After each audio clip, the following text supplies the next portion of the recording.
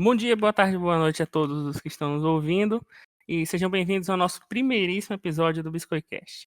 Peguem seus biscoitos para receber o nosso convidado.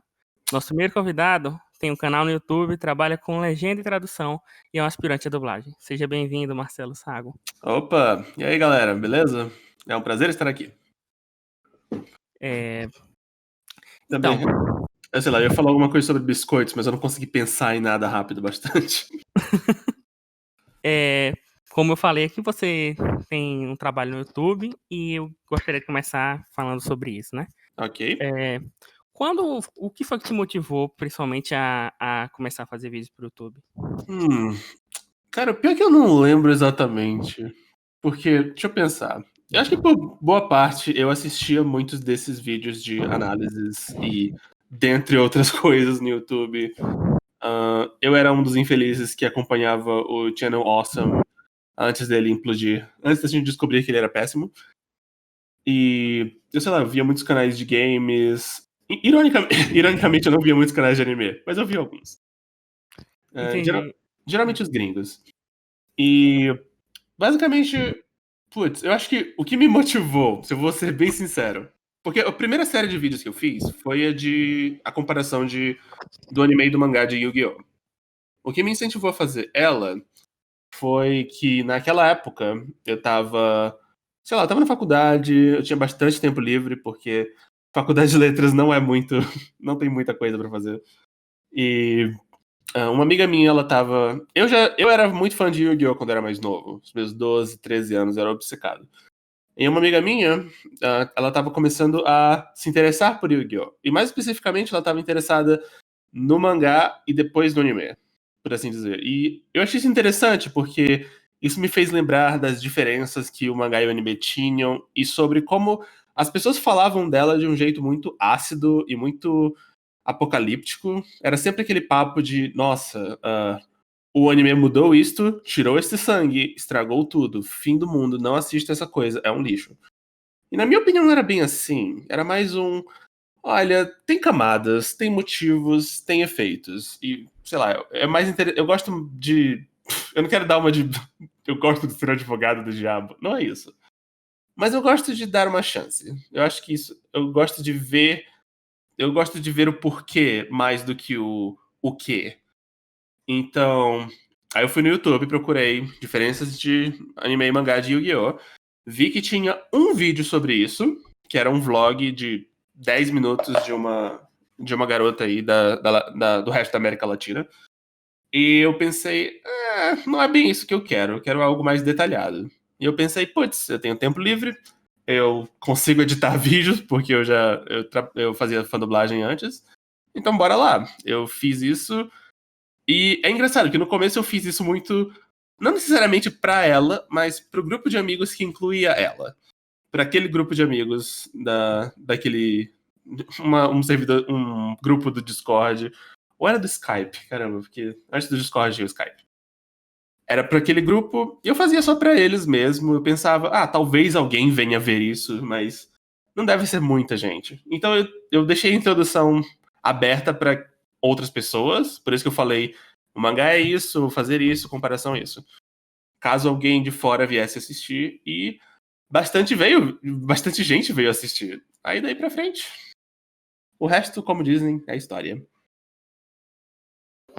Eu acho que, assim, quando o seu canal, por mais que ele esteja falando de animes, e a gente tem muitos canais que falem de animes, o seu canal, ele começou por um caminho que a gente não tinha muito conteúdo na plataforma, né?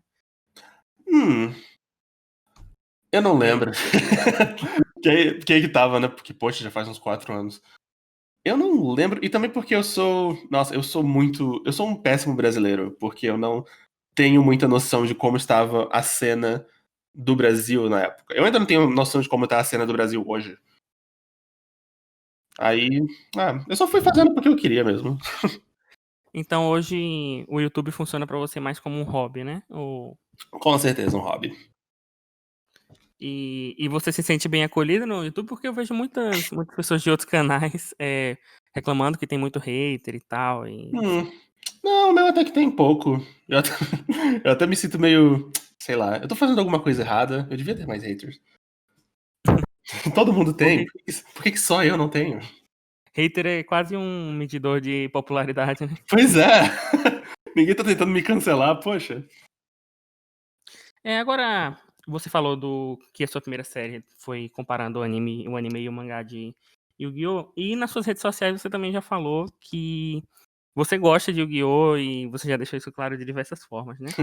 Sim. Como é que começou essa sua história com esse anime e o afeto que você tem por ele? Ah, cara, começou como todo mundo. Eu tinha 11, 12 anos, estreou na Nickelodeon.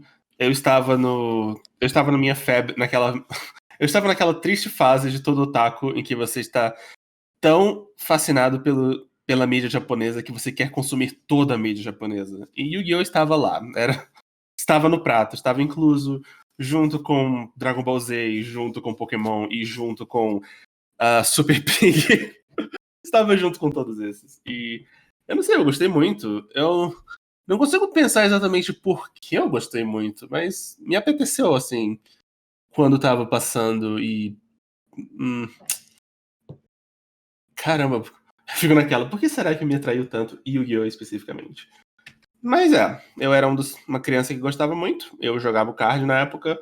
Não jogo já faz uns 20 anos por aí. Ok, uns 17 anos. E eu não sei, eu gostava muito. Ai, sei lá, eu tive uma relação muito forte com o fandom. Eu participei de fansites, eu cheguei a legendar uns episódios que eu traduzia muito porcamente do inglês pro português. E sempre foi uma coisa que fez parte da minha criação de identidade nerd, porque eu acho que foi o. De todos os fandoms que eu já fiz parte, e claro, eu já fiz parte de muitos fandoms, todos nós, mas eu acho que ele foi o que eu mais me adentrei. Mas E mas depois que passou a minha adolescência, eu esqueci. Eu deixei, me des- fui pra outras coisas. você chegou a passar pelaquela fase de que Yu-Gi-Oh! Era coisa do diabo, essas coisas? Caramba, na minha família ninguém deu muita atenção pra isso.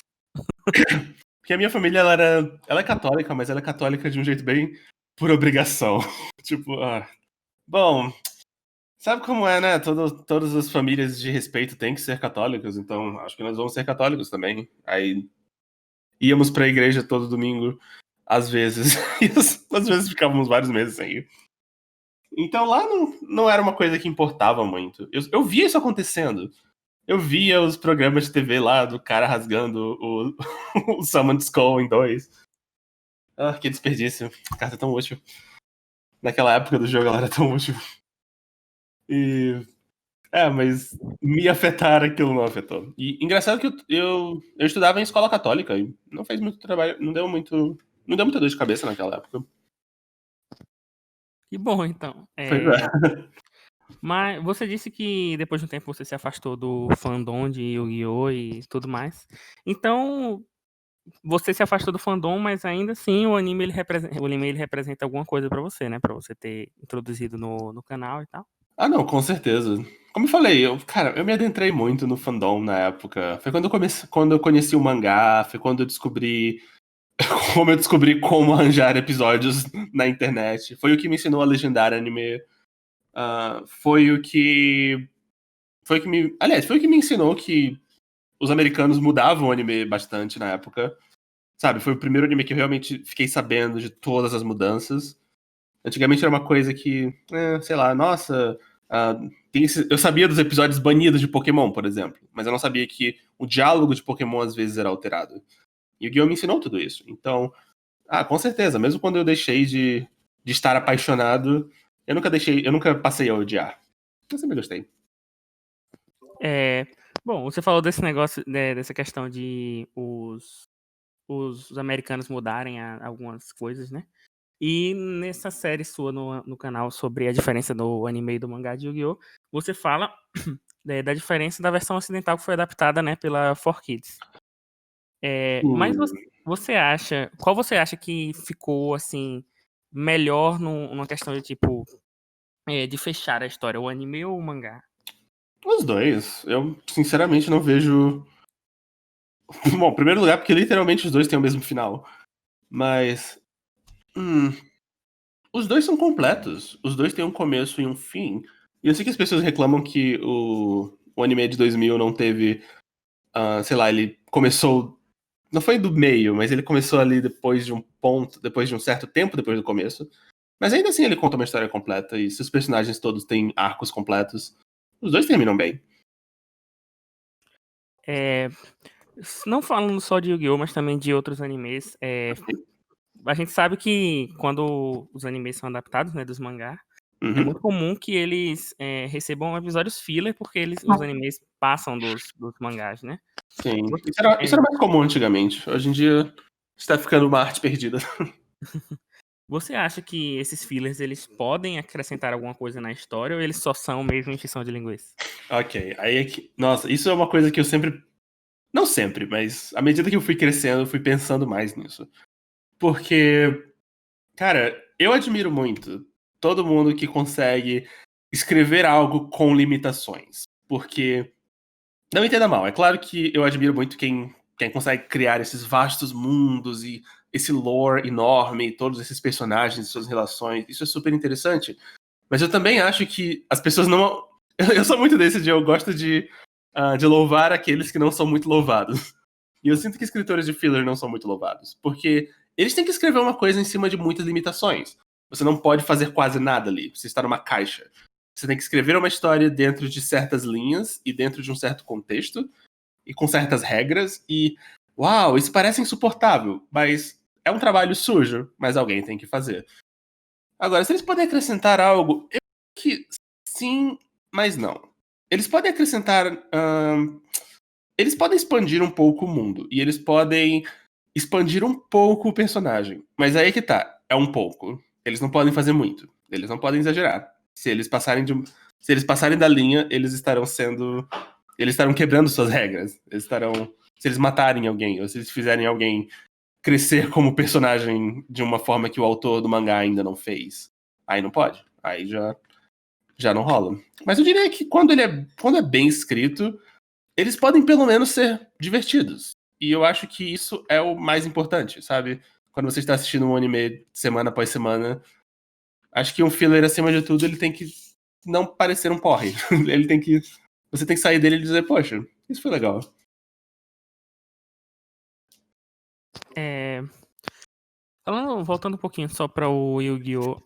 A gente sabe que a adaptação de anime ela teve duas produções, né? Ela foi produzida primeiramente pela Toei, que teve aquela versão que não é muito sobre o card game, Uhum. e a outra adaptação ela já pega mais da parte do card game em diante. Isso. Mas assistindo no começo o Yu-Gi-Oh! A segunda adaptação, parece sempre que eles pegam alguns pontos das memórias do Yugi, que foram coisas que aconteceram na primeira adaptação ou nas partes anteriores do mangá, né? Sim. Você acha que, tipo, essa quebra que houve no fato de terem sido duas produtoras diferentes que fizeram as duas adaptações compromete a história de alguma forma? Ai, cara, na minha opinião, não, mas na opinião de quase todo mundo, sim. Porque na minha opinião, cara, histórias de mangá shonen, especialmente de mangá da Shonen Jump, eles são feitos pra você poder, eles são tipo eles são tratados como uma novela. Eles são feitos pra você poder pegar de qualquer ponto e você consegue ter uma noção do que tá acontecendo e ir acompanhando. E Yu-Gi-Oh! Não é diferente. É a mesma coisa. Eles sabem que muitos leitores não leram tudo que veio antes de um certo ponto. Quer dizer, o Kazuki Takahashi sabe, seus editores sabem. E eles fazem tomam aquele cuidado de explicar o necessário para você acompanhar. Mesma coisa com o anime. Eles explicam o necessário para você acompanhar. Então, eu não sei, é um pouco parecido com o efeito Dragon Ball Z. Porque, como todos sabemos, em muitos países, Dragon Ball Z veio antes de Dragon Ball. No nosso, ele veio antes de todo o Dragon Ball. Ele veio depois de um pedaço de Dragon Ball. Então, muitas pessoas não sabiam quem eram aqueles personagens. Não sabiam quem era o Tenshinhan, quem era o Piccolo. Por que o Piccolo é um vilão? Mas o anime usa flashbacks para explicar o bastante para você entender. Ele sabe que as pessoas vão pegar do meio. O importante nesse tipo de história não é tanto a continuidade, apesar de que ela é importante, claro, mas não é tanto a continuidade quanto é a emoção do momento. É a intensidade, é a urgência, é sei lá, o Vegeta e o Nappa matando as pessoas e o Goku está chegando. A criança consegue entender isso. Esse cara é forte, ele está vindo para ajudar essas pessoas. Ela não precisa saber que ele era uma criança, que ele escalou uma torre, que ele era um macaco.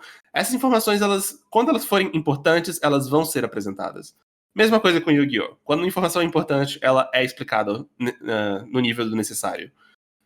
E, na minha opinião, sei lá, eu quero dizer assim, é infeliz. No mundo ideal, nós teríamos um anime de Yu-Gi-Oh! Que adaptasse do começo da história até o final da história, sem nenhum, sabe, sem essa quebra, sem esse momento de você começa a assistir depois de um... Droga, eu tô com vontade de falar, começa a ver do meio, mas não é do meio.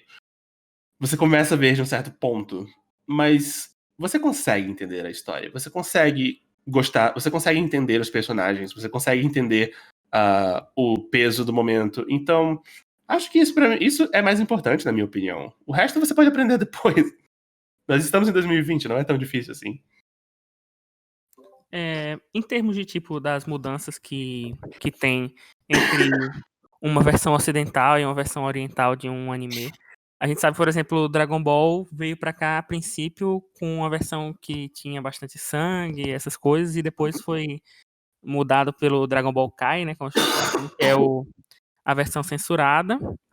E o que você acha que, tipo, por que essas mudanças? O que mudou de uma hora pra outra que as pessoas precisavam, não podiam mais ver o que elas viam antes? Cara, nossa, essa é uma pergunta carregada. É uma longa resposta. Tem vários fatores. Tem o fator comercial. Ok, vamos lá, um de cada vez. O comercial, ele é o mais simples. Quando o Cavaleiro do Zodíaco... Só um exemplo. Eu lembro que eu li uma matéria do J-Box, que quando o Cavaleiro do Zodíaco foi trazido para o Brasil, originalmente a Toei, ou a distribuidora dele na América Latina, não lembro quem, queria exibir ele na Globo. Queria muito botar ele na Globo, porque a Globo é o maior canal. É o canal que tinha mais audiência. É o canal que daria mais visibilidade para os brinquedos que eles estão vendendo. O problema é que a Globo não queria, porque, como você falou, muito sangue, muito violento, muito, sabe, muito pesado. Eles não queriam aquilo na grade. Eles conseguiram vender pra Manchete, mas a Manchete era, tipo, o menor canal da época. Talvez não o menor, mas era pelo menos o segundo. Então, isso foi uma dificuldade pra eles, sabe? Eles... Deu certo na Manchete, mas foi sorte ter dado certo, por assim dizer. Talvez tivesse dado mais certo na Globo, quem sabe? Ok, eu acho que é um pouco estranho imaginar Cavaleiro sendo ainda maior do que foi, mas quem sabe? Mas eles definitivamente queriam isso. Então, digamos que até naquela época, e aquilo foi quando? 96, 95? Até naquela época eles sabiam que há uma barreira para nós vendermos o nosso produto para fora do Japão. Porque tem vários países que não gostam disso, que preferem que seu desenho não seja tão violento, porque eles sabem que pais reclamam, porque eles sabem que nós somos paranoicos quando se trata de crianças. É coisa da natureza humana. Nós achamos que nós temos medo de como elas podem ser prejudicadas e nós tentamos impedir isso. Muitas vezes não conseguimos, mas nós sempre tentamos. Então, já naquela época isso era uma preocupação. Quando chegou na era digital, acho que eles perceberam que, putz, se nós vendermos um produto já editado pelos americanos, mas não necessariamente pelos americanos, pode ser por qualquer país. Os americanos são só a escolha porque eles têm mais tecnologia e eles conseguem fazer isso melhor. Se nós conseguimos vender esse produto para outros países, é menos treta nessas horas. Vai ser menos dor de cabeça com relação a conteúdo, menos dor de cabeça com relação a essa coisa de se o canal vai aceitar ou não. Nós podemos vender para Globo. Globo é bom. Naquela época, Globo era ótimo. E, pois é, esse é o motivo financeiro. E no caso, e também tinha uma vantagem extra, que se eles têm um representante nos Estados Unidos, isso facilita a comunicação imensamente com o resto da América Latina e até com a Europa e tal. Porque é a língua, sabe, é a língua mais falada do mundo, eu acho. O mandarim já passou? Eu não sei. É a língua mais falada do mundo, é a língua comercial. Ter ela, sabe, é importante. Então, putz, é muitas vantagens em termos de venda, em termos de vender os brinquedos. E é sempre bom lembrar disso, cara. 90% de todos os desenhos japoneses que você gosta são propagandas de brinquedo. O outro motivo é realmente cultural, porque Cara, todo país tem seus valores. Todo país tem o que pode ou não pode mostrar na televisão. Porque a televisão é um meio de massa, então ela tem que agradar o maior número de pessoas possível. Sempre, sempre, sempre. E todo país, o que agrada um país não vai agradar o outro país. Isso é uma verdade mais antiga do que. É uma verdade primordial. Desde a época das guerras. Desde a época das guerras na Idade Média. Isso sempre foi assim. Um grupo de pessoas diferente vai ter uma visão diferente do que pode ou não pode consumir, ou que é aceitável. Sei lá, só pra ter um exemplo, na Coreia. É um exemplo assim, bem mais distante, só pra gente entender. Na Coreia do Sul, todos os episódios. Todos os. É proibido. Proibido não, mas é fortemente desencorajado exibir qualquer desenho japonês que seja muito japonês. Que glorifique samurais, que tenha geishas, que tenha, sabe?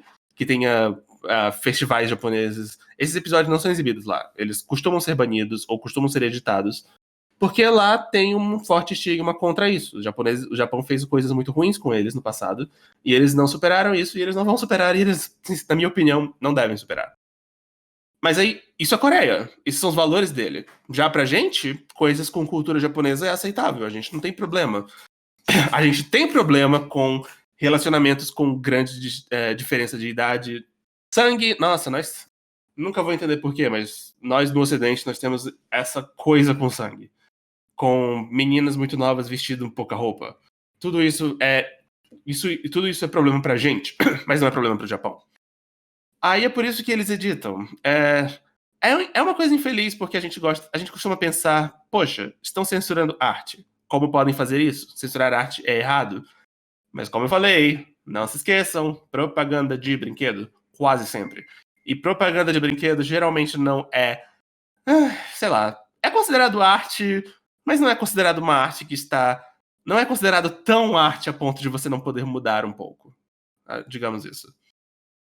Pois é por isso que assim é o mundo. E também é por isso, talvez, até que muitos animes são proibidos em países como a China, né? Que é um país Nossa, sim. é bastante comum, assim como outras mídias também, né? Jogos, enfim. Sim, também em países, nossa, até outros países do Oriente, ou eu ouvi dizer que tem países tem muitos países no Oriente Médio que proíbem vários tipos de várias variações de desenhos japoneses. Agora, ainda no meio dos animes, mas indo pra outra área, a gente, lá atrás, na época de Cavaleiro Zodíaco, na época de Dragon Ball, a dublagem brasileira, ela era muito conhecida por ser uma das melhores dublagens do mundo. Enfim, e hoje em dia existem muitas pessoas que acham que a dublagem caiu de qualidade. E aí eu queria saber a sua opinião sobre isso. Você acha que realmente foi isso? Foi um problema de adaptação? O que foi? Caramba, é complicado explicar. Na minha opinião, a dublagem não caiu de qualidade. Na minha opinião, nossa, eu vou queimar tantas pontes falando isso. Na minha opinião, ela sempre teve problemas. Não só a nossa, de todos os países. Todos, todos. Todos têm alguns problemas. Não é nem problemas. Ok, vou retratar isso. Problemas não. Vícios. Características específicas. E essas características específicas, elas foram mudando à medida que a cultura evoluiu, à medida que a tecnologia evoluiu, à medida que a legislação evoluiu. E tudo isso foi mudando coisas. Para dar um exemplo mais específico, antigamente, antigamente não existia tanta padronização entre os países. Porque antigamente não existia internet. Era mais difícil conectar, era mais difícil ter comunicação entre a produtora, a distribuidora, o estúdio de dublagem, todas essas coisas. Então ficava muito a cargo da confiança. Era tipo, olha, vou te dar esse filme, aqui está no papel algumas regras que você deve seguir, sei lá, nomes de personagens ou palavras que você não pode falar, mas o resto é com você. Então, coisas tipo gírias ou pequenas mudanças de tradução em falas ou sei lá, só uns improvisos na atuação eram mais aceitáveis. Hoje em dia nós temos uma padronização muito maior com as empresas. Elas realmente têm mais elas têm mais vistoria. Você tem que mandar as coisas para produtora, por exemplo, para ela aprovar, ou para um representante dela aprovar. E por causa disso, o jeito como a gente faz dublagem mudou completamente. O jeito como a gente encara A adaptação de nomes mudou. O jeito como a gente encara a adaptação de sotaque mudou. O jeito como a gente encara a adaptação de texto como um todo. O jeito como a gente encara, sei lá, modo certo de gritar na hora de atuar. Ou até, até sonoridade. Cara, a sonoridade da dublagem mudou em todos os países. Se você pegar um desenho. Não. Ok, vamos sair um pouco do Brasil. Se a gente pegar um desenho americano dos anos 70, ou dos anos 80, algo tipo He-Man. Aliás, aí, tá, um ótimo exemplo. Se você pegar a She-Ra dos anos 80 e a She-Ra de hoje em dia, o estilo de atuação das vozes é completamente diferente. Antigamente era uma coisa mais fazer vozes engraçadas, falar um pouco devagar, de um jeito bem claro e bem alto para entreter as crianças. Hoje em dia a gente prefere uma atuação que é mais natural, que é mais perto de como as crianças falam. Isso mudou. Isso mudou pra gente também. Isso mudou pro Japão também. Isso mudou pra todo mundo. E eu acho que vai continuar mudando. É só o jeito. Assim caminha o mundo. A gente vai se adaptando à medida que as coisas vão evoluindo. E é aquilo, você pode preferir. Mas é aí que tá. Você pode preferir uma à outra.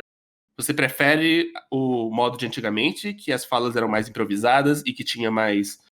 Sei lá, os dubladores não falavam tão rápido, ou quando eles enrolavam mais os R's pra fazer os vilões. Você pode preferir isso. Ou você pode preferir como é hoje em dia, sei lá. Eu não gosto. Eu não sei. Eu acho que existe um argumento pra dizer que melhorou ou piorou. E esse argumento é válido. Eu não estou dizendo que ele não é válido. Eu não estou dizendo que se você acha que está pior, você está errado. Mas eu acho que tem um pouco de opinião também. Tem um pouco de gosto aí. É porque nenhuma verdade é objetiva, realmente. É tudo. Muita coisa é ditada pela nossa opinião. E dublagem é uma dessas coisas também. Mas assim, é sempre bom lembrar que, seja hoje, seja ontem, seja amanhã, todo mundo tenta fazer o melhor que pode com o que tem. E, sabe, é sempre bom ter isso em mente sempre. Ninguém está tentando fazer um trabalho pior. Todo mundo está sempre tentando fazer um trabalho melhor. Você falou agora bastante de dublagem, mostra que você conhece uma boa quantidade desse universo. E eu também vi nas suas redes sociais que você se interessa bastante por isso. E Ah, o que é que fez você se interessar por dublagem? o que fez eu me interessar por dublagem foi a Pokémon Club. Pra quem não lembra, pra quem pode ser muito jovem pra lembrar, a Pokémon Club era uma revista de Pokémon, feita pela Conrad, e quando cara, Pokémon saiu quando eu tinha 10 anos. Eu estava na idade pra ter a febre Pokémon, e claro que eu peguei a febre com força, eu era viciado. Todas as crianças eram, mas eu também era. E eu comprava essa revista, e eu lembro que às vezes eles entrevistavam dubladores. Eu acho que o primeiro dublador que eu vi eles entrevistarem foi a Isabel de Sá, que faz a voz da Jessie. Ela também faz a voz da Mai em Yu-Gi-Oh! E, sabe, foi aquele momento bem, uau, pessoas fazem essas vozes, que legal! E acho que foi aquele momento que eu comecei a me interessar. Eu comecei a, sei lá, prestar mais atenção nas vozes que eu reconhecia em desenhos. Porque aquela foi a época que eu comecei a ver mais animes na televisão. E como eles reutilizavam várias vozes, até hoje é o mercado. Eu, sabe, eu tinha os meus favoritos, eu tinha aqueles que eu não, sei lá, os que eu conhecia pela primeira vez, ou aqueles que eu só ouvia de vez em quando, e eu sempre gostava de reconhecê-los, tipo o Alex Wendell, que fazia a voz do Bakura, e que fazia pouca coisa, então sempre que eu ouvia a voz dele eu ficava, uau, o Bakura. E aí eu comecei a me interessar. Nossa, eu lembro que naquela época, puxa, na verdade, a primeira vez que eu tentei fazer uma dublagem própria, uma fandub, uma dublagem amadora, foi quando eu acho que eu tinha uns 13, 12 anos. Eu tentei juntar amigos pra gente dublar aquele filme de Yu-Gi-Oh! Da Toei. A gente não saiu da primeira cena. A gente não fazia ideia do que tava fazendo. Eu tava tentando aprender a editar. Eu não sabia editar vídeo. Eu não sei, a gente usamos o gravador de voz do Windows, que é literalmente o pior programa que você pode usar pra gravar voz. Então, não saiu do lugar. Mas aquela foi a primeira vez que eu tentei. Depois daquilo, eu fiquei bastante tempo sem tentar, porque não parecia fazível pra mim. Eu não tinha bom microfone, eu não sabia editar vídeo, tudo parecia muito difícil e eu falei desisto. Vou fazer outras coisas da minha vida. Vou traduzir legendas. E sei lá, depois de muitos anos, E assim, claro, no decorrer desses anos eu continuei sendo um grande fã de dublagem. Sempre ia em fóruns de anime, a gente ficava falando sobre esse dublador e fazer os nossos elencos imaginários. Era muito divertido. E eu não lembro, acho que foi na faculdade quando eu comecei que eu tava pensando muito no que fazer do futuro, como ocupar o meu tempo. Foi nessa época que eu percebi que tinham mais fã-dublagens aparecendo no YouTube. Eu via. Nossa, engraçado que. Eu lembro que o que me fez decidir tentar fã-dublagem quando eu tava na faculdade era que um amigo meu da época ele me mostrou uma fã-dublagem de Toaru Majutsu no Index, que estava sendo feita. E ele mostrou pra reclamar. Ele estava super puto com ela porque, sei lá, porque tinham traduzido isso desse jeito, ele não gostava. Acho que ele era muito fã de Index na época. Mas eu fiquei maravilhado com a qualidade do áudio. Eu fiquei tipo, uau!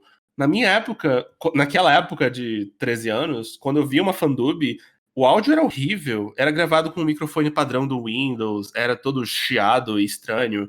Mas aquilo não estava chiado e estranho. Aquilo estava claro, estava bem dito. Parecia, assim, dava pra perceber que não era uma dublagem oficial, mas estava bem perto disso. E eu pensei, poxa. Aí foi aí que na verdade foi aí que eu me toquei. Pera, é mesmo? Hoje em dia os microfones estão melhores. Eles já estão melhores há vários anos, mas só agora que eu parei de estudar para o vestibular, que eu posso respirar e pensar, eu percebo isso.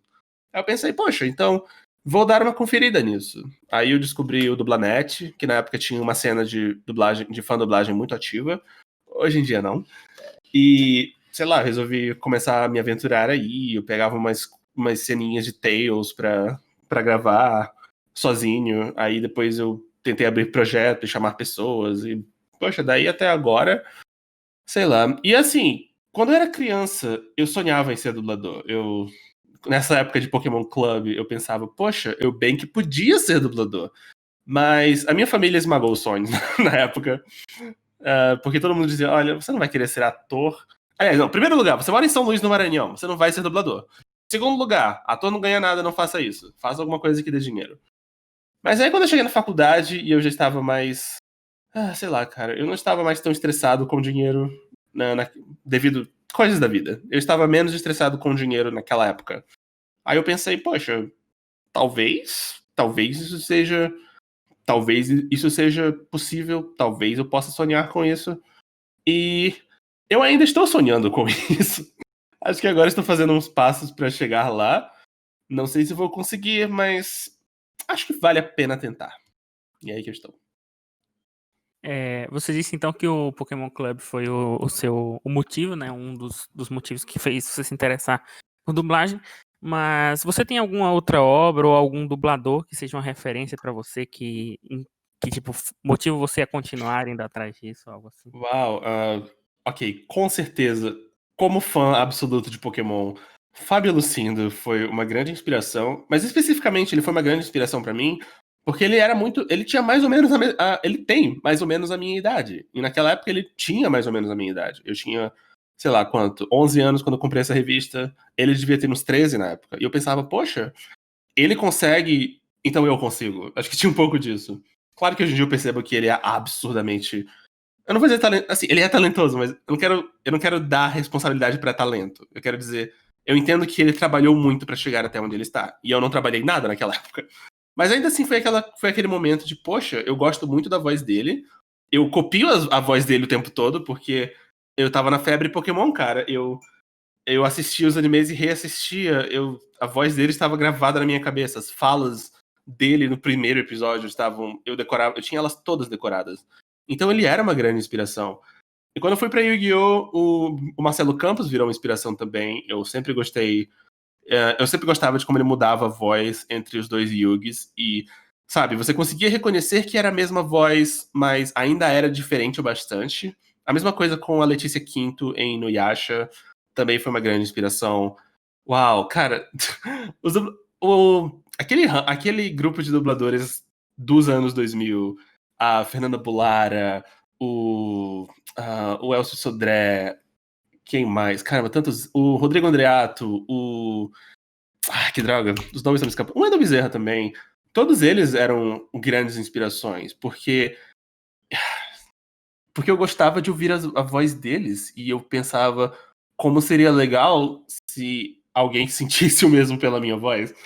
Eu não sei, mas eu tenho que admitir, quando eu era criança, aquilo parecia impossível. Eu pensava, minha voz não serve, eu não tenho essa voz característica deles, então eu não estou nesse nível. Mas, a gente sonhava, era aquilo. A gente podia até não acreditar que fosse chegar lá, mas a gente pensava, e se eu chegasse lá, cara, ia ser tão legal. Todos eles eram inspirações. A Isabel de Sá era mais inspiração porque eu vi a entrevista dela, né? Como pessoa, ela incentivava. Ela parecia, eu não sei, ela parecia que encorajava a gente. Eu acho que tem isso também de dubladores que encorajam você. Porque uma coisa que eu aprendi com a vida é que é difícil você achar um profissional que encoraje você a fazer as coisas. Porque todo profissional que está em uma área, ele não quer encorajar ninguém a ir para essa área. Ou porque ele está cansado. Porque ele está cansado. É sempre porque ele está cansado. Ele não quer encorajar ninguém a vir também. Mas eu lembro que a Isabel encorajava. Eu lembro que. Nossa, qual foi o primeiro dublador que eu vi em uma entrevista? Porque lá em São Luís a gente não tinha quase nenhum evento. Então quando acontecia era um milagre. Eu não lembro se foi o Vasconcelos. Ai, caramba, tô esquecendo. Mas dos que encorajavam, eu acho que realmente era mais o Fábio Lucindo um pouco e a Isabel de Sá. Em termos de talento mesmo, tantos. Nossa. Bom, você disse que você vem de São Luís do Maranhão, né? É bem distante do núcleo da dublagem do Brasil, né? Que fica Uhum. em São Paulo e no Rio de Janeiro. E assim, você acha, assim, a gente entende que a acessibilidade, o acesso a essa área de dublagem ainda é muito difícil, justamente Uhum. porque é muito centralizado, né? Sim, sim. Mas muito se argumenta, às vezes, da existência de panelinha ou de um grupo restrito de dubladores que sempre selecionam os seus e tal. E você acha que isso faz sentido? Como é? Olha, eu não estou na área. Eu não conheço. Putz, eu acho que eu não tenho nenhum amigo que seja dublador profissional ainda. Um dia talvez. Eu não. Então, qualquer opinião que eu der aqui, ela é totalmente achismo, ela é totalmente ao meu ver. Só quero deixar isso bem claro. Ao meu ver, sim, tem panelinhas, mas eu quero acreditar que não é por motivos de maldade, não é por motivos de odiamos novatos e queremos que eles queimem, queremos todos os trabalhos pra nós somos dragões, nós estamos acumulando ouro, não queremos que ninguém pegue. Eu não quero acreditar que seja isso. Eu quero acreditar que o motivo realmente é a área de dublagem, ela é muito rápida, ela é muito imediata, ela é muito imediatista e com o passar dos anos ela foi ficando mais. Porque com a internet os trabalhos ficam cada vez mais instantâneos. Então, ela é muito rápida, ela é muito. Cara, precisam fazer um trabalho ou uma voz que seja boa, que seja confiável, sabe? Que agrade o cliente. E quando você pega todos esses critérios e você junta eles, você acaba, tipo, vou chamar alguém que eu já conheço, então. Porque eu já sei que essa pessoa faz um trabalho rápido, eu sei que essa pessoa faz um bom trabalho, eu sei que ela agrada o cliente. Então não tem risco. Se eu tentar pegar um novato e ele não agradar o cliente, ou se ele ficar travado nas falas o tempo todo, cara, eu vou perder tanto tempo e eu posso perder um cliente. Cara, eu posso perder um cliente. Isso é aterrorizante. Então eu entendo um pouco porque elas existem. Eu não fico feliz com isso. Eu não gosto disso. É triste, cara. Porque realmente a área de dublagem ela é tão versátil. E isso é uma coisa tão mágica pra mim. Porque realmente qualquer um pode ser dublador. Não é, você pode, sei lá. Eu sinto que se você for entrar no mundo da atuação, existem mais limitações. Existem limitações da sua aparência, da sua dicção, da sua nacionalidade, da sua etnia. Tem tantas limitações em cima de qual papel você pode escolher. É um saco. Mas a dublagem parece muito mais livre com isso. Parece mais. Claro, tem suas limitações também. Não vou ser ridículo. Não vou dizer, putz, um cara de 80 anos pode fazer uma criança de 10. Não é assim que funciona. Mas é menos. E então devia ser uma área mais acessível. E é uma pena que não seja. Mas eu quero acreditar do fundo do coração que não é por maldade isso. Mas, tipo. E uma coisa que eu tenho que apontar também é que até na fandublagem, até na dublagem amadora de internet, tem panelinhas. E sabe, eu não. muitas vezes não é por uma questão de odiar novas pessoas, não é por uma questão de não querer experimentar com novas pessoas. É porque muitas das novas pessoas decepcionam. Muitas das novas pessoas não.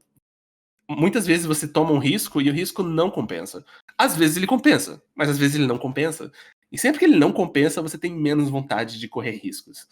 Isso é verdade numa dublagem amadora, então eu imagino que seja 1000 vezes mais verdade numa dublagem profissional. Então, resumindo a resposta, sim, panelinhas com certeza existem. Eu quero acreditar que não é por maldade. E eu gostaria que elas não existissem. Eu concordo bastante com você nesse sentido. Eu acho que realmente é o mais seguro, né? Você, Sim. até no ponto de vista financeiro, você confiar em alguém que você já conhece. Sim. É... Nossa, agora eu esqueci o que eu ia perguntar. Calma, calma. Ah, Sim. você sendo uma pessoa que, tipo, você tá entrando nesse meio de dublagem, você já faz algumas fã dublagens, né? Mas tá entrando no meio, tá estudando pra entrar no meio profissional. Como você diria que é o melhor jeito de começar, de você se preparar pra tentar entrar? Hum, rapaz, eu não sou. Olha, eu não sou uma boa pessoa pra perguntar, porque até eu entrar eu não vou saber dizer. Mas na minha opinião, tá, em primeiro lugar, curso de teatro. Vamos, galera. Muita gente que quer entrar na dublagem foge quando começa a ouvir falar: ah, eu vou ter que fazer teatro. Não. E eu me incluo, cara, eu já fui assim. Eu 100% já fui assim. Eu não queria fazer teatro, eu tinha muita insegurança com a minha aparência, com o meu corpo, eu não queria aparecer em palco. E. ah, mas eu diria assim: experimente. Só um semestre, sabe? Peça para seus pais, não precisa se comprometer a fazer tudo. Porque acho que também tem isso. Muitas pessoas acham que, putz, eu vou fazer tudo. Faça um semestre, faça 6 meses, veja se você gosta. Se você não gostar, se você realmente odiar, tchau. Tudo bem, sabe? Foi uma experiência. Você não vai ter gastado tanto dinheiro da sua vida, não, nem tanto tempo. Isso também é importante. Não é tanto tempo, gente. Calma. E se você gostar, você continua. Poxa, e é bem possível que você goste, porque eu odiava e eu me vejo e eu me vi me divertindo muito mais do que eu achei que eu iria. E aí, você pode conhecer novas pessoas também, isso é legal. Tá, mas fora isso, porque é aí que eu tô no momento. Eu não sei como vai ser daqui pra frente. E esse é o problema. O meu plano no momento é fazer teatro. Quando eu estiver perto de me formar, eu vou tentar fazer cursos de dublagem, porque é o melhor jeito que eu consigo pensar de ter contato com dubladores. Eu posso estar errado. Talvez o certo seja eu ir na porta da, da Unidub com biscoitos e oferecer eles. Aliás, biscoitos não, isso atrapalha. Maçãs. Ir com um monte Se de for maçã. biscoito, com biscoito eles vão aceitar, olha só. Ah, não, mas biscoitos faz catarro na garganta e atrapalha o trabalho. Mas maçãs são boas porque elas, elas limpam a garganta. Levar maçãs. Mas talvez esteja errado, talvez seja isso. Mas é o que eu tô fazendo agora. É o que eu pretendo. Eu sou da opinião que fazer fandublagem é bom pra treinar. Muito, muito bom. Porque tem muitos dubladores que não treinaram, sabe? Tem muitos dubladores que começaram, foram do teatro pra voz, não teve um meio termo. Dito isso, considerando umas tretas que estão tendo nos Estados Unidos esses dias, durante o momento desta gravação, dia 7 de agosto de 2020, é bom não. Em primeiro lugar, jamais bote fandublagem em seu currículo. Nunca. Nunca. Nem pense. Não pode. Não rola. Em segundo lugar, use um nome falso. Use um nick. Porque é mais seguro, é melhor, você pratica, mas você não corre risco, você não se expõe muito. Você pode negar. Mas eu acho importante praticar, sim. Praticar é sempre bom. Aliás, eu acho que, isso é uma boa lição como um todo para quem quer ser dublador. Pratique. Praticar vai te fazer melhorar. Praticar não vai te fazer piorar jamais. Sempre é bom praticar. Pratique, pratique bastante. Teatro sempre bom. Curso de dublagem, cara, eu já fiz um e eu me diverti bastante e foi ótimo. Mas eu, putz, se a pessoa me vem pra mim e ela diz, mas eu não quero gastar todo esse dinheiro porque eles são caros, eu não vou dizer pra ela, você precisa. Não, você não precisa. Sinceramente, você pode ficar sem. Mas o importante mesmo é praticar bastante, eu diria. E o resto, é uma coisa que eu sei bem. Se fazer publicidade própria. Isso é. Eu acho que isso é o que muita gente peca. É uma coisa que eu preciso aprender a fazer melhor. Mas fazer. Qual é a palavra que eu tô procurando? Fazer propaganda de si mesmo. Falar que você faz as coisas e que você é bom nas coisas, que você está disposto a fazer as coisas. Falar isso na cara de quem pode te dar um trabalho. E não ter vergonha. Não ser humilde. Nem seja muito humilde. Quer dizer, você tem que ser um pouco humilde. Você não pode dizer, eu sou melhor do que todos os dubladores que você contrata. Jamais fale isso, por favor, né? Mas fale que você é bom, que você consegue fazer um bom trabalho, que você seja uma pessoa boa de conversa, seja agradável, sempre seja agradável, cara. Nesses meios que tem muita gente boa, é um grande diferencial ser uma pessoa que as pessoas gostem de ter você por perto. Isso faz um mundo de diferença.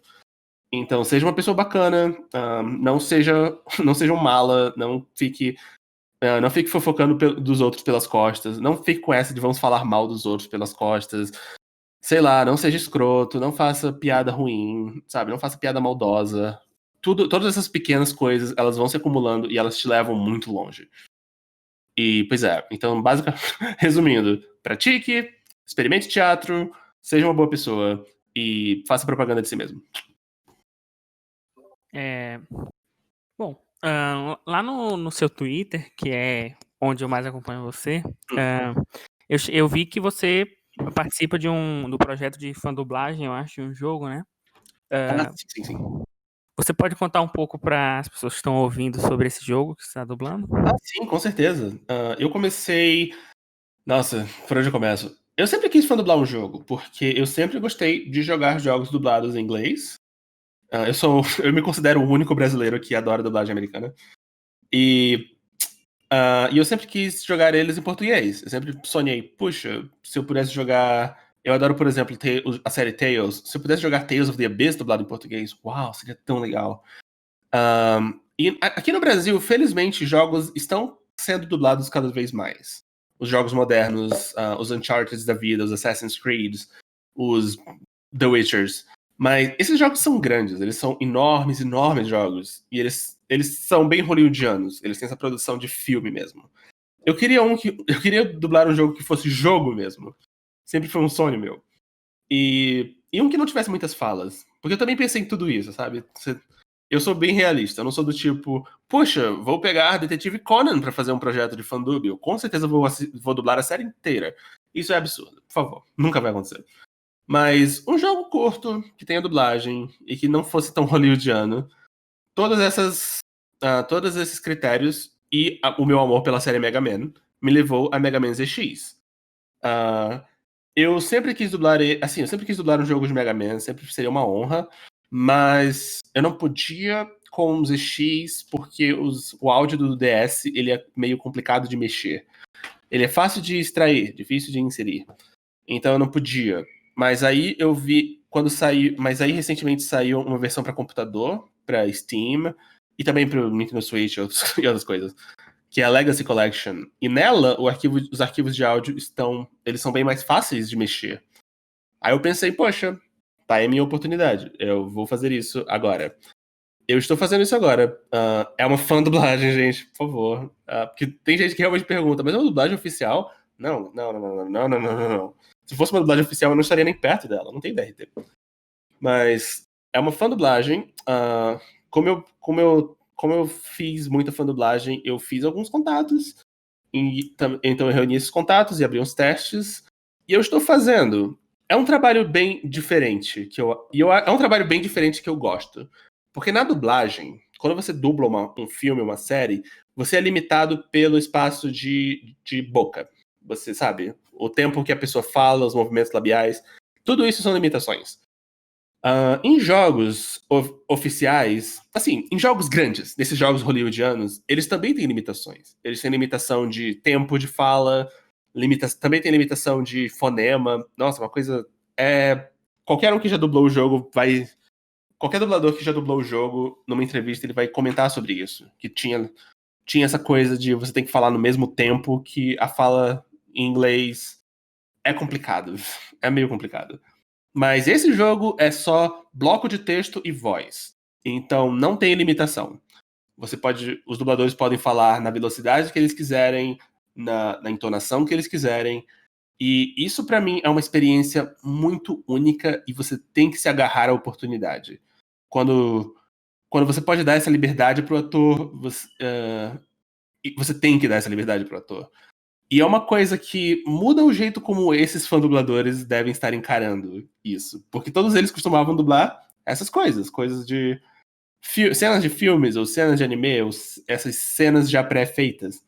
Mas aqui não. Aqui você é livre. Você pode fazer isso, desde que você não fuja muito do texto, desde que você não adicione muitas palavras, você é livre no modo como você quer falar. E eu acho isso muito legal. E tá ficando muito bacana. Deixa eu ver, muita gente pergunta isso, então, caso alguém esteja se perguntando, essa fandublagem vai ser só pra versão de PC, a versão de Nintendo DS não dá pra substituir o áudio por enquanto. Eu não sei se um dia vai dar, então eu não vou prometer que vai vir pro DS um dia, mas se um dia for possível, pode ser, eu posso colocar nela. Mas por enquanto é só a versão de PC. Eu vou lançar só o patch, o jogo vocês vão ter que se virar pra adquirir. Não é oficial, então se a Capcom, se a Capcom aparecer dizendo cancelem isso, nós vamos cancelar isso. É o jeito do mundo. 100% uma dublagem amadora, por favor, não mencionem ela para dubladores profissionais, eles vão ficar com raiva de mim e de todo mundo, e pior do que ficar com raiva de mim, eles vão ficar com raiva de todos os envolvidos, então rola não, por favor. Mas não tem previsão de sair porque eu não botei um prazo, os dubladores, alguns estão demorando bastante, mas eles podem. Porque é um projeto livre de fãs. Mas quando ele sair, vocês terão um patch para botar no jogo pré-comprado de vocês, oficialmente, eu espero. E, estamos nos esforçando para fazer um trabalho legal. Eu amo a série Mega Man, então eu estou fazendo o possível para deixar ela bem bacana. E, eu espero que vocês curtam. E quando vocês jogarem, eu não vou pedir assim, espero que vocês gostem, mas espero que vocês deem a sua opinião. Porque toda crítica ajuda a gente a crescer. E eu sou daquele tipo que eu sei que eu não sou perfeito e eu quero melhorar, sempre. E como é a equipe por trás de uma fã dublagem? Você pode falar um pouco sobre isso? Caramba, às vezes as equipes são grandes, mas os trabalhos em que eu costumo ir, elas são equipes pequenas. Elas são... A pessoa que edita e que faz tudo costuma ser uma só. No projeto de Mega Man ZX, eu sou uma só. Eu sou uma pessoa só. Eu peguei eu adequei o texto, eu separei o texto, eu entreguei, eu estou dirigindo os dubladores que querem ser dirigidos ao vivo, os que não querem. Porque aí que tá. As etapas. A primeira, preparar o material. A primeira é, eu consigo extrair todo o áudio do jogo? Consegui. Consigo substituir? Substituo. Tem que se certificar de tudo isso antes de procurar pessoal, porque nada é pior do que você mandar alguém fazer falas e depois dizer encontrei um erro aqui, não vai rolar pra dublar. Pô, o cara ou a menina gastou horas da vida dele ou dela, então isso é péssimo. Olha, isso é uma das coisas de ser uma boa pessoa, você já está perdendo amizades ao fazer isso. E depois que você tem que arrumar o texto também, que elas vão falar, você tem que... No caso de Mega Man ZX, eu separei os áudios japoneses para dar uma referência para elas. Tudo isso é importante, é o preparo. Depois que tudo estiver pré-preparado, depois que já tiver separado tudo isso, você vai... Eu fui convidando as pessoas uma por uma, os protagonistas. De certa forma, podemos dizer que eu fui na minha panelinha. Eu fui convidando eles, explicando, olha, o projeto tem tantas falas, não tem prazo, mas vou te cobrar uma vez por mês, pelo menos.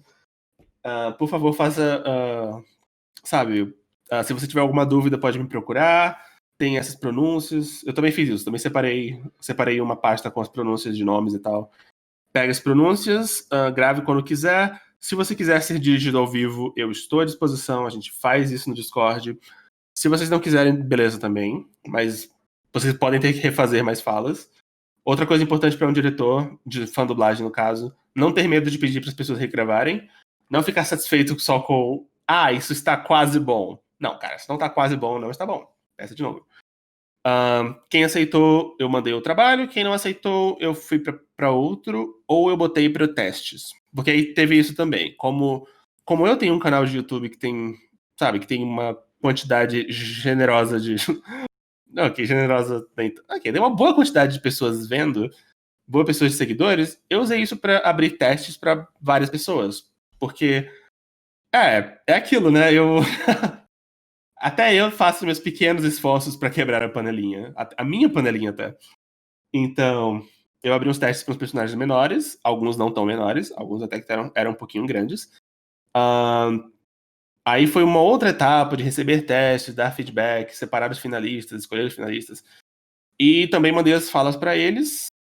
E não tem muito mistério depois disso. Eu vou recebendo as falas, eu vou editando elas à medida do necessário, tipo, cortar um espaço vazio no começo, ou tentar maquiar um ruído um cachorro latindo no fundo que pode ter aparecido.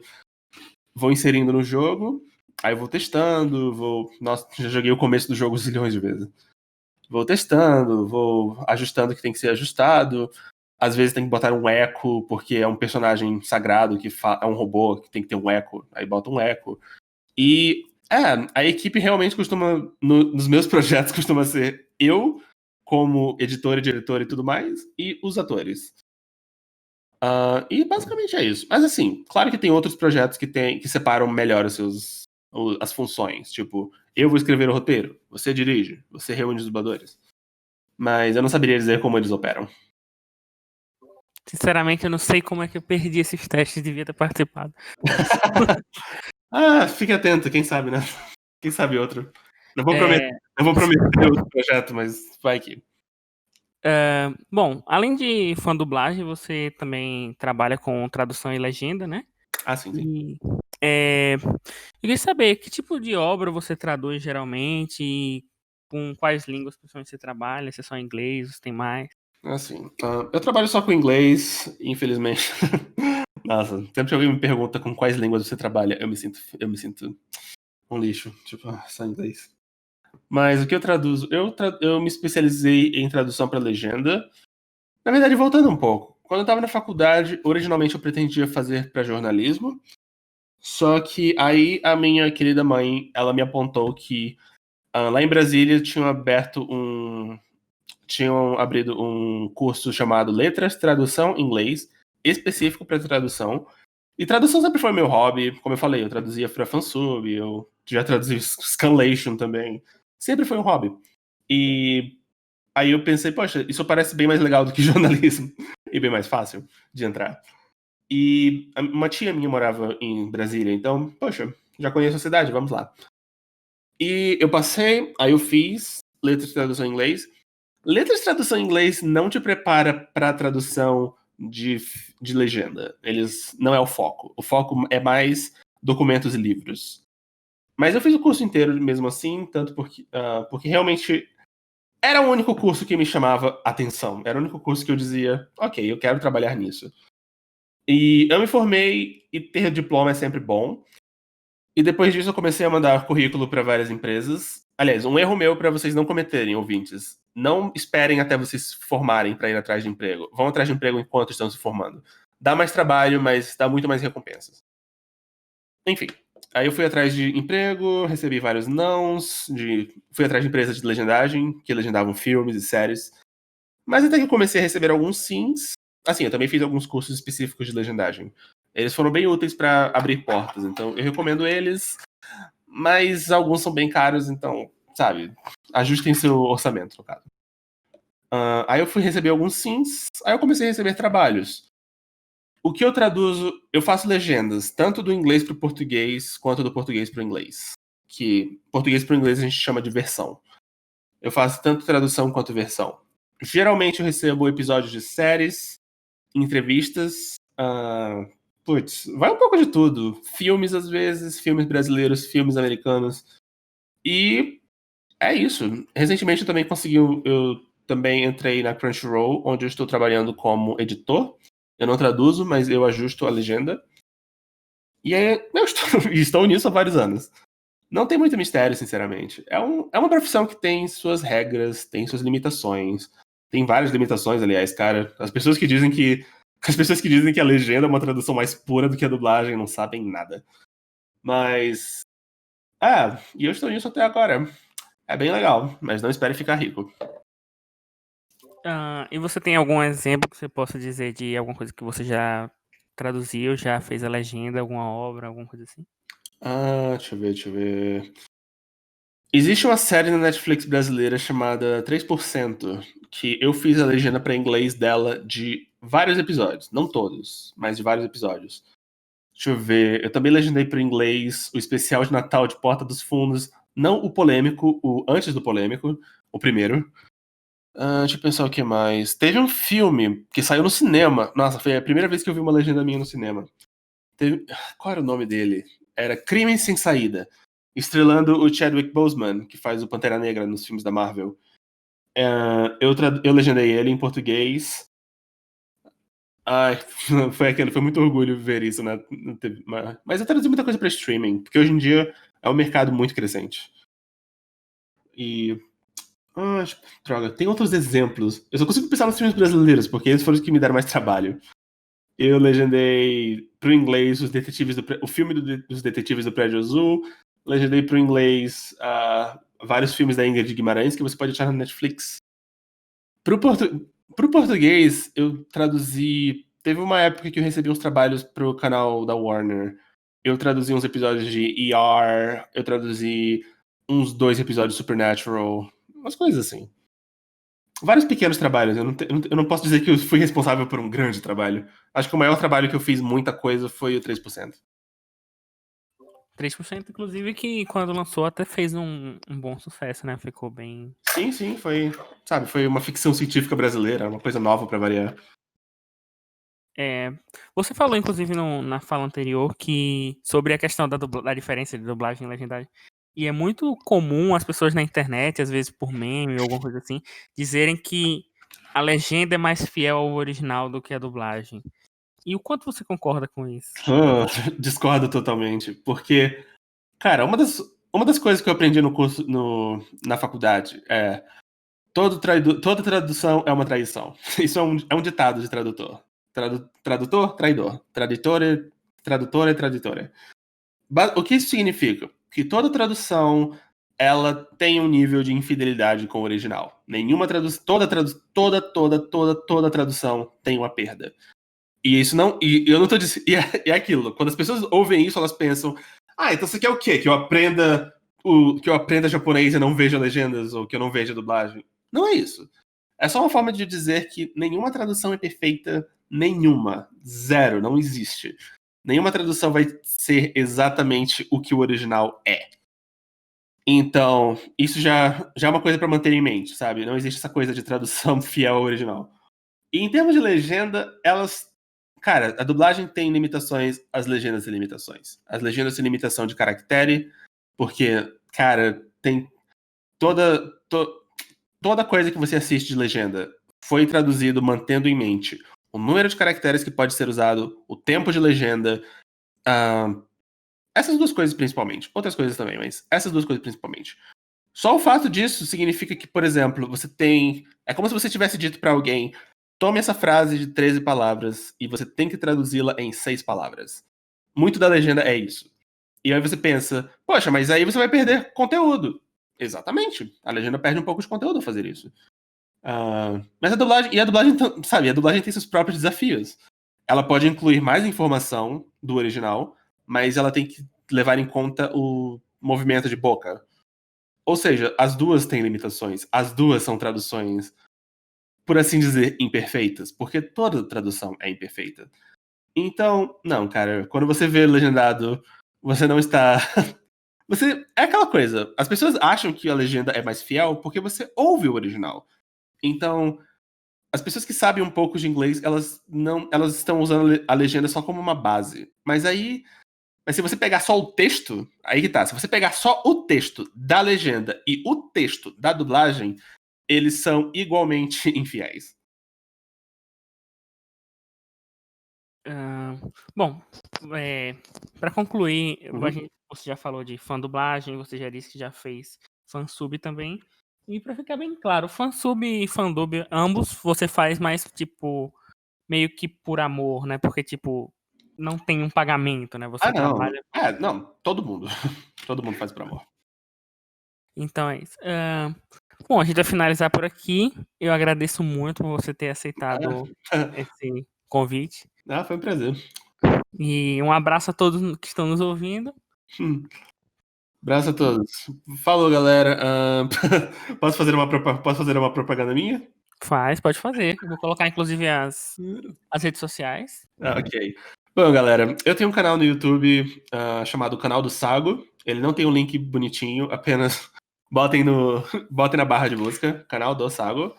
Eu falo sobre anime, normalmente. Eu tento não levar muito a sério e tento me divertir bastante, falar de coisas que eu gosto e algumas coisas que eu não gosto. Confiram lá um vídeo ou dois, talvez vocês curtam. Deixa eu ver. Eu não posso dizer para as pessoas me acompanharem na tradução, porque não é como se eu tivesse uma. Não é como se eu tivesse uma página para mim. Mas eu tenho um Twitter também, que às vezes eu tweeto sobre qualquer coisa lá. O @sagodn. E é isso, gente. Espero que tenham curtido essa entrevista e espero que se vocês resolverem conferir as minhas coisas, espero que curtam também. E tenham um ótimo dia, ou noite, ou tarde. E é isso. Continue comendo seus biscoitos e tchau. Sempre, sempre biscoitos.